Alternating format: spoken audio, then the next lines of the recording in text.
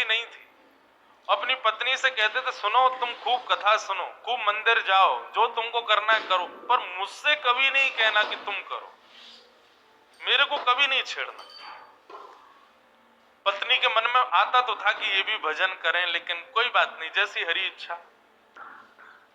अंगद जी रोज शाम को आते, पत्नी के पास बैठते, खूब प्रेम करते थे अपनी पत्नी से।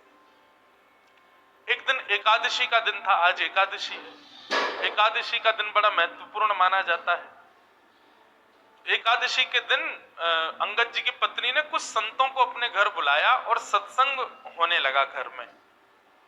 प्रवचन ऐसे ही घर में बैठ के सब करने लगे। शाम को अंगद जी जब लौट करके आए, उन्होंने देखा घर में तो आज अलग ही रौनक है, इतनी सारी भीड़ आ रखी है, सब लोग नाच रहे हैं, गा रहे हैं, कीर्तन कर रहे हैं, कथा सुन रहे हैं। अंगद जी को बड़ा गुस्सा आया, मेरी आज्ञा के बिना मेरे ही घर में प्रवचन हो रहा है, मेरे ही घर में सत्संग चल रहा है, अरे कभी रोका तुमको कहीं जाने से? खूब जाओ बाहर जाके कितना भी कथा सुनो, घर में क्यों करवा रही हो? अंगद जी ने जाकर के व्यासपीठ पर वैसे व्यास जी का अपमान कर दिया, बोले कि आपसे हाथ जोड़ के विनती है, तुरंत चले जाइए, ये मेरा घर है, मेरी अनुमति के बिना आप यहाँ कैसे आए? और सब लोगों से भी कहा, आप सबसे भी हाथ जोड़ के प्रार्थना, यहाँ से चले जाइए, ये कोई आश्रम नहीं है, घर है मेरा, चलिए निकलिए यहाँ से बाहर। पत्नी बोली, अरे सत्संग चल रहा है, अभी तो ऐसा मत करो। अंगद जी ने किसी की नहीं मानी, सबको भगा दिया। पत्नी को बहुत बुरा लगा। उसने मन में विचार किया, जो हरि का नहीं है उसको मैं अपना पति कैसे मान सकती? तजोरे मन, कल हमने ये पंक्ति गाई थी ना, हरि विमुखन को संग।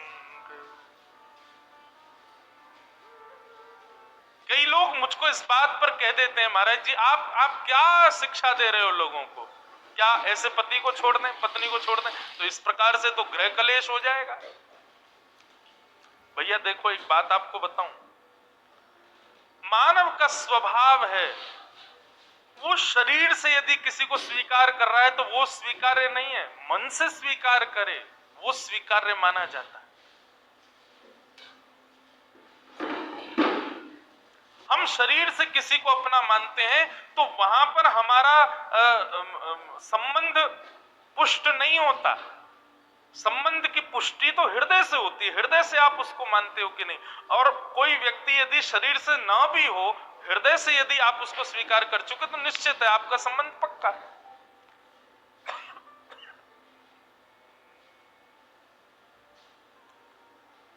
महादेव ने सती का त्याग किया, लेकिन ऐसा नहीं कि सती को कैलाश से ही कह दिया हो कि आप चली जाओ अपने मायके में जाकर करो ना। बस मानस जी में गोस्वामी जी कहते हैं, बगल में जो आसन लगाते थे उसको सामने लगा दिया, बस इतना ही त्याग किया। और ये त्याग किसका था? शरीर का त्याग नहीं था, हृदय से त्याग था। तो इसलिए भैया, यदि ऐसे लोग परिवार में हैं, ऐसे लोग मित्र हैं, ऐसे लोग ऑफिस में काम करते हैं जो भगवत संबंध नहीं रखते, उनका शरीर से त्याग नहीं करना है, मन से त्याग करना, मन से कभी उनको स्वीकार नहीं करना है। अंगद जी की पत्नी ने आज अपने पति का हृदय से त्याग कर दिया और घूंघट कर लिया और कहा कि अब आज के बाद मृत्यु पर्यंत मैं आपको अपना मुख नहीं दिखाऊंगी, ना आपका मुख देखूंगी। आपकी पत्नी हूं, आपके संगी रहूंगी, आपकी सेवा करूंगी, पातिव्रत धर्म का पालन करूंगी, लेकिन हृदय में आपके लिए कोई स्थान नहीं आज के बाद। अंगद जी की पत्नी अब तो घूंघट करके रहती है, अंगद जी ने मुंह ही नहीं दिखाती अपना अंगद जी को। 1 महीना 2 महीना 6 महीने बीत गए महाराज। अंगद जी बड़े उदास, बहुत प्रेम करते थे अपनी पत्नी से। अब तो कार्य में भी मन नहीं लगता। एक दिन ऐसी घोड़े पर बैठ करके कहीं जा रहे थे तो चलते चलते उन्होंने देखा कहीं कथा चल रही है। मन में आया, इसी कथा ने मेरा घर बर्बाद करवा दिया, इसी की वजह से सब खराब हुआ। 2-3 दिन बाद फिर से निकले तो फिर कथा चल रही थी, तो मन में आया कि ये कथा में ऐसा होता क्या है जो मेरी पत्नी को इतना प्रिय लगता है, चल के सुनूं। अंगद जी आकर के पीछे उदास हताश तो बैठे ही थे, घर में मन लगता नहीं है, आके बैठ गए। कथा में बंधुओं 3 प्रकार के लोग आते हैं। पहले आमंत्रित लोग, जिनको निमंत्रण दिया गया है कि भैया हमारे घर में कथा है, आपको आना है। दूसरे वैष्णव कथा प्रिय लोग, उनको बस पता चल जाए कथा कहां हो रही है, वो ये विचार नहीं करेंगे दूरी कितनी, समय कितना लगेगा, कहां क्या, निमंत्रण की भी अभिलाषा नहीं, बस पता चल जाए कथा कहां है, वो पहुंच जाते हैं। और तीसरे संसार के मारे दुखियारे लोग, जिनको घर में या व्यापार में कहीं भी कुछ मिल नहीं रहा है, बड़े उदास अपने जीवन में जी रहे हैं, वो आके कथा में बैठते हैं।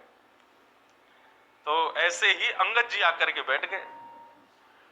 अंगद जी आकर के बैठे तो निश्चित कथा सुनते सुनते उनके हृदय को बड़ी शांति सी मिली। बंधुओं एक बात बताऊं, गीता में भगवान अर्जुन से एक बात कहते हैं।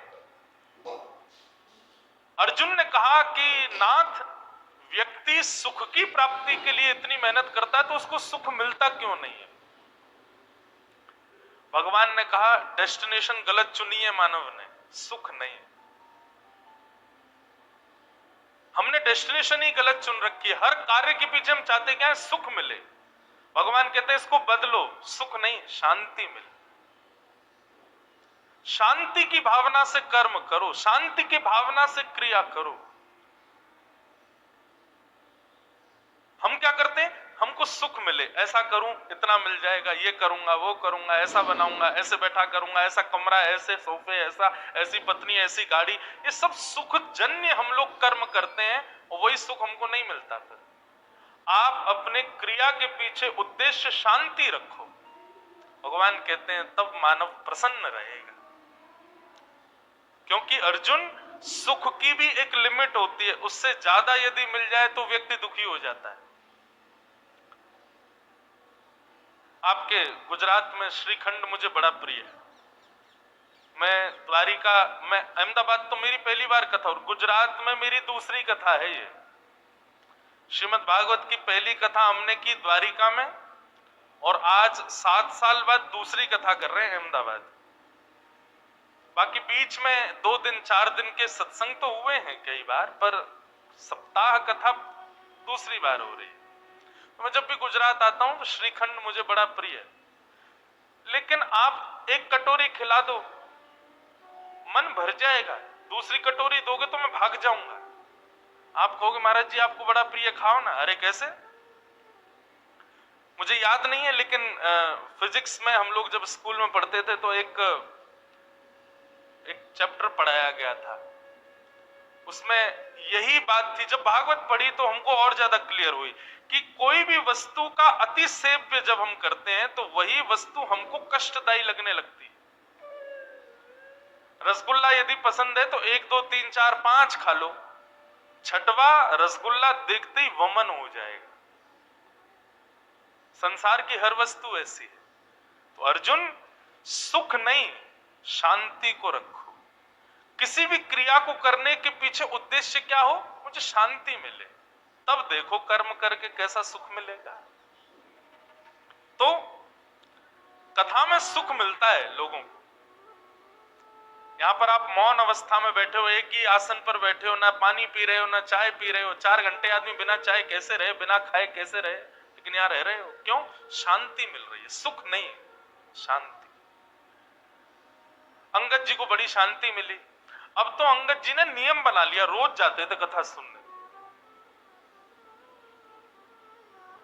7वें दिन कथा पूरी हो गई, अंगद जी जैसे ही आए तो देखा कोई भी नहीं था। किसी से पूछा भैया आज कथा नहीं होगी? बोले 7 ही दिन की होती है, कल हो गई पूरी, आज तो चले गए व्यास जी। बोले कहां चले गए? बोले दूसरी कथा करने। बोले कहां हो रही है उनकी कथा? बोले उस गांव में हो रही है। अंगद जी दौड़ गए, उस गांव में पहुंचे, वहां जाके सुने। अब तो ऐसा चस्का लगा अंगद जी को, जहां भी कथा होती अंगद जी जाते। एक दिन उन्हीं के नगर में कथा हो रही थी, अंगद जी इधर बैठे थे और उनकी पत्नी थोड़ी दूर बैठी थी। दोनों को ही नहीं पता कि दोनों कथा में बैठे। व्यास जी ने जैसे कीर्तन गाया, अंगद जी के नेत्रों से अविरल अश्रुधार ऊर्ध्व बाहु होकर के नृत्य करने लगे आनंद से। तभी पत्नी की दृष्टि गई, कौन नाच रहा है? अरे ये तो अंगद जी हमारे पतिदेव हैं। तभी मैं कहूं कुछ समय से ये पहले तो बड़े दुखी रहते थे कि मैं मुख नहीं दिखाती, कुछ समय से बड़े प्रसन्न रहते हैं, मुझसे ज्यादा बात भी नहीं करते, अपनी सेवा पूजा भी करने लग गए हैं और बड़ा सामान्य सा बड़ा सुखमय जीवन जी रहे हैं। मैं सोच तो रही थी बदलाव कैसे आ गया। ये कथा सुनते हैं। आज शाम को कथा के बाद जैसे ही अंगद जी घर लौट करके आए, पत्नी ने अपना घूंघट ऊपर कर लिया। अंगद जी बोले, अरे देवी मैं आ गया हूं, घूंघट नीचे कर लो। बोले नहीं नहीं, अब तो घूंघट नहीं करना। क्यों? मैंने इसलिए घूंघट किया था कि आप कथा से प्रेम नहीं करते थे, परंतु अब तो आपने कथा को स्वीकार कर लिया ना, अब मैंने जो त्याग का संकल्प लिया था उसको छोड़ दिया। अंगद जी बोले, वो बात तो ठीक है, लेकिन मैं तुमको सत्य बताऊं, जब से मैंने कथा सुनना प्रारंभ किया ना, मुझे पहले तुम्हारे रूप में बड़ी आसक्ति थी, पर अब मुझे वो आसक्ति नहीं है। अब तो मुझे बस एक ही अभिलाषा, मेरे जगन्नाथ मुझे कब दिखे, मेरे द्वारिकाधीश, उनके रूप माधुरी का दर्शन मुझे कब हो। ऐसा अंगद जी का जीवन। बंधुओं, अंगद जी ने अपनी पत्नी से कहा, देवी अब हम दोनों वैष्णव हो गए, चलो हम जगन्नाथपुरी दर्शन करने चलेंगे। लेकिन अभी अभी सुना है कि एक बहुत बड़े युद्ध के लिए राजा के साथ मुझे जाना है, युद्ध से जब वापस आ जाएंगे फिर हम जगन्नाथपुरी चलेंगे। ठीक है। युद्ध में अंगद जी गए, जाकर के युद्ध किया। युद्ध का नियम होता था, जो राजा हारता था उसका सारा धन हड़प लिया जाता था और जीतने वाले राजा को दे दिया जाता था। अंगद जी जब उसका सारा धन लेने लगे तो वहां एक अद्भुत मणि थी। उस मणि को देख करके अंगद जी बड़े प्रसन्न हो गए। बोले, बड़ी सुंदर मणि है, मुझे ठाकुर जी को कुछ निवेदित करना है, ठाकुर जी को मैं जगन्नाथपुरी जाऊंगा, कुछ देना है। कोई बात नहीं, मैं ये मणि अपने संग ले जाता हूं, ये ठाकुर जी को दे दूंगा। और उस मणि को अंगद जी ने अपनी पगड़ी में छुपा लिया। थी तो वो चोरी, लेकिन अंगद जी का भाव क्या था कि मुझे ठाकुर जी को देनी है। भगवान से बोले, प्रभु इसके बदले भले ही मुझे दंड मिल जाए, लेकिन मैं ये दूंगा आपको, ये है आपकी, मुझे नहीं चाहिए लेकिन मैं आपको दूंगा। किसी सैनिक ने जाके राजा को बता दिया कि अंगद जी ने एक मणि को अपनी पगड़ी में छुपा लिया है। राजा, अंगद जी उसके चाचा लगते थे, इसलिए राजा स्पष्ट तो कुछ कह नहीं पाया, पर राजा ने मन में विचार किया कि अंगद जी रोज मेरी बहन के यहाँ भोजन करने जाते हैं, मैं आज बहन से कहूंगा कि वो भोजन में जहर मिला दे, अंगद जी की मृत्यु हो जाएगी, मणि हमको मिल जाएगी।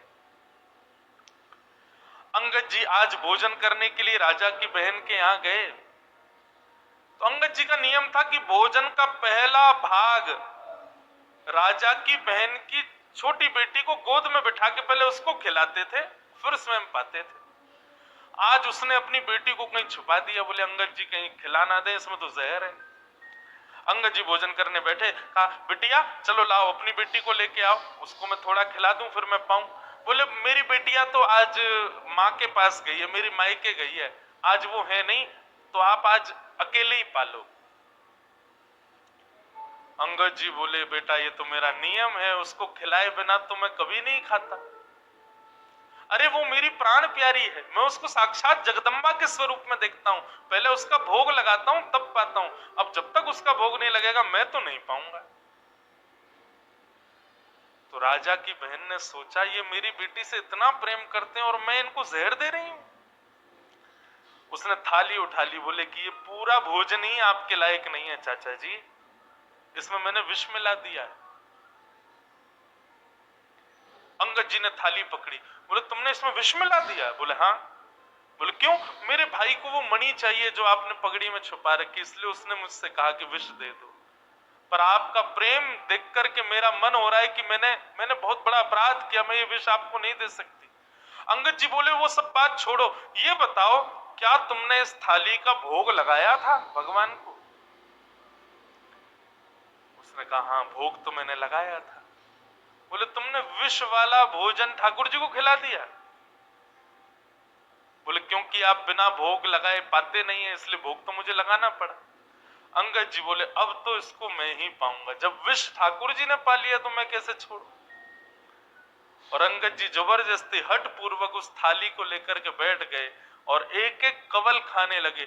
ज्यों ज्यों कवल मुख में जाने लगा अंगद जी का उतना ही तेज बढ़ने लगा। ये आश्चर्य देखकर के राजा की बहन नतमस्तक हो गई। जाको राखे साइया मार सके ना कोई, बाल न बांका कर सके जो जग बैरी हो। बंधुओं, प्रसाद मान करके पाया, इसलिए विष ने भी कुछ नहीं किया। ये लीला तो मीरा के साथ भी हुई, ये लीला तो ध्रुव के साथ भी हुई, ये लीला तो प्रहलाद के साथ भी हुई। विष उनको भी पिलाया गया, लेकिन भगवत प्रसाद मान करके पाया, कुछ नहीं हुआ।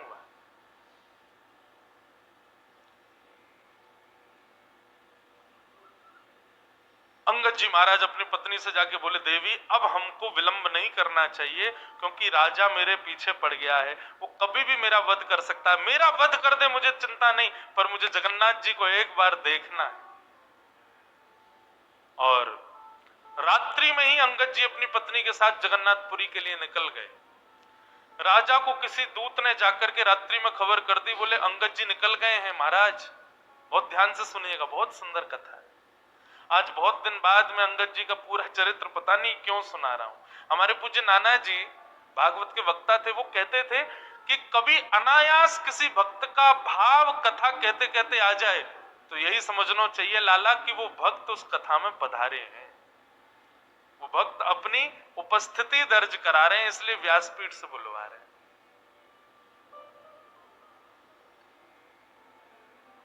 तो अंगद जी जाने लगे, बीच रास्ते में ही राजा के सैनिकों ने बंदी बना दिया। सैनिकों ने कहा हम तुमको छोड़ देंगे, बस मणि हमारे हवाले कर दो। अंगद जी बोले जिनके लिए वो मणि है मैं उन्हीं को ही दूंगा। मैंने चोरी की, मुझे आप बंदी बना लीजिए, जीवन भर के लिए कारावास दे दीजिए, लेकिन पता नहीं क्यों जब से मैंने उस मणि को देखा है मेरे मन में आया कि मैं पहली बार जगन्नाथ जी को कुछ दूंगा तो ये मणि ही दूंगा। मैं मानता हूं कि मेरा पाप है, परंतु मैं क्या करूं, मैं अपने नाथ को कुछ देना चाहता हूं, वो उन्हीं के लिए है। सैनिक तो कहां समझने वाले थे, बोले तू अपने नाथ के पास जा भी नहीं पाएगा, तेरा सर कलम कर देंगे, जल्दी दे। अंगद जी बोले अच्छा ठीक है मैं मणि दे दूंगा, लेकिन उससे पहले मैं अपनी एक इच्छा पूरी करना चाहता हूं। बोले बताओ। सरोवर है, इसमें मैं स्नान करना चाहता हूं। सैनिकों ने चारों ओर से घेर लिया और अंगद जी जैसे सरोवर में गए, स्नान करते हुए कहा, हे जगन्नाथ मैं अभी आपके पास नहीं आ पा रहा हूं, लेकिन आप तो मेरे पास आ सकते हो ना, मेरी मणि स्वीकार करो, मेरा ये छोटी सी भेंट आपके लिए, इसको स्वीकार करो।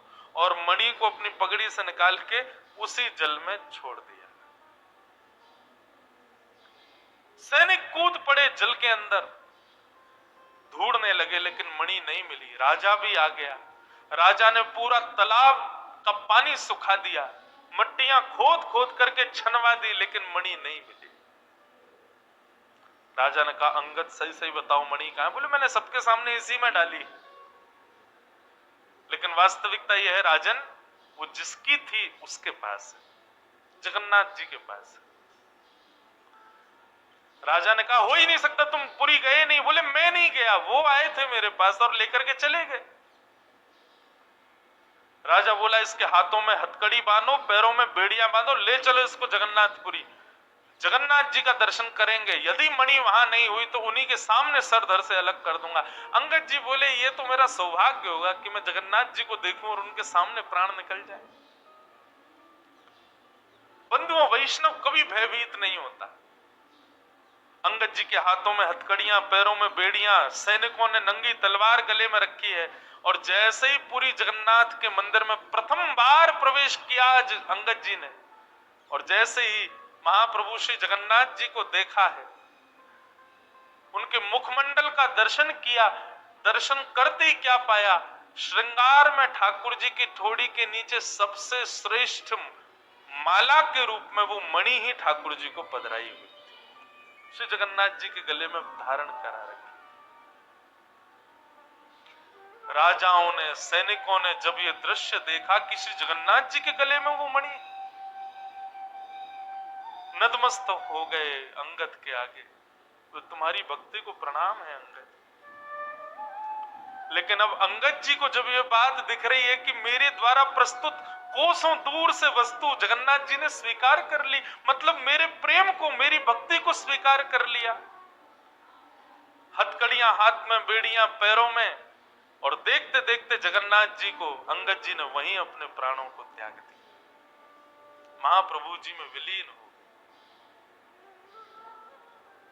ऐसी प्रेम लक्षणा भक्ति श्रीमद् भागवत प्रदान करती। मैं कहता हूं अपनी कथाओं में, भागवत जी नहीं होती तो हमें कभी मीराबाई नहीं मिलती, श्रीमद् भागवत नहीं होती तो हमें कभी सूरदास नहीं मिलते, श्रीमद् भागवत नहीं होती तो ऐसे प्रेम युक्त वैष्णव भक्तों के चरित्र हमें कभी नहीं मिलते, क्योंकि इन सबका सृजन भागवत नहीं किया। तो भागवत किसको देती है? श्री कृष्ण को प्रदान करती है। इसलिए भैया मेरी आप सबसे प्रार्थना, श्रीमद् भागवत से और कोई आकांक्षा मत रखो, और कोई संकल्प मत करो, और कोई अभिलाषा मत रखो। श्रीमद् भागवत केवल और केवल कृष्ण प्रदान कर सकती। कई लोग अपने पितरों के लिए कथा कराते हैं, महाराज जी हमारे पितृ निवृत्ति के लिए कथा, तो मैं उनको एक बात कहता हूं, कथा कराने के बाद तुम्हारे पितृ मुक्त नहीं होंगे, तुम्हारे पितृ मुक्त हो गए हैं, इसीलिए तुम्हारे मन में भाव आई है कि चलो हम कथा करा लेते। कथा कराने के बाद पितृ मुक्त नहीं हुए भैया। उस परिवार के मन में संकल्प उठ जाए कि हमको कथा करानी है, तो उसी समय समझ लेना पितृ मुक्त हो गए। पितरों ने ठाकुर जी से प्रार्थना की और ठाकुर जी ने हमारे हृदय में ये भाव प्रकट किया कि हम कथा कराएं।